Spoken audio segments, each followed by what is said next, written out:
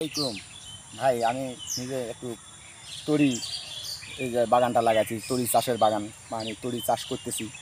তো জিনিসটা কীরকম হচ্ছে আমি ভিডিও জোয়ারও আসছে, বেশ ভালো জোয়ার আসছে, আমার ধরা পড়ছে দুই একটা। এই যে দেখেন, সবাই দেখেন। তো ভাই আমি খুবই পরিশ্রম, বহুত টাকা খরচা করতেছি। দেখি আল্লাহ যদি আকাশটা ভালো থই, ঠিক মতন যদি চাষবাস হয়, তাহলে কিছু একটা পয়সা, দুই একটা পয়সা পাওয়া যেতে পারে। দেখেন ভাই, আই লাগাছি, খুবই সারের দাম প্রচুর সারের দাম। এই মাটিটা যদি ভালো হয়, শুকনো হয়, তাহলে চাষটা ভালো হয়।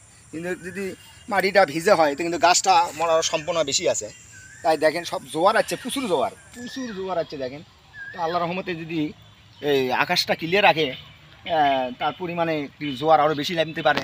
দেখেন সবাই দেখেন, এই যে সাইডে দেখেন প্রচুর জোয়ার আছে, কিন্তু আল্লাহ রহমতে ফুলও ভালো। আপনার সবাই দোয়া করবেন ভাই। সারের সরুর দাম খুবই দাম, প্রচুর দাম, পরিমাণ বেশি দাম। আপনি দেখেন ভাই, সবাই দেখেন, খুবই জোয়ার আছে।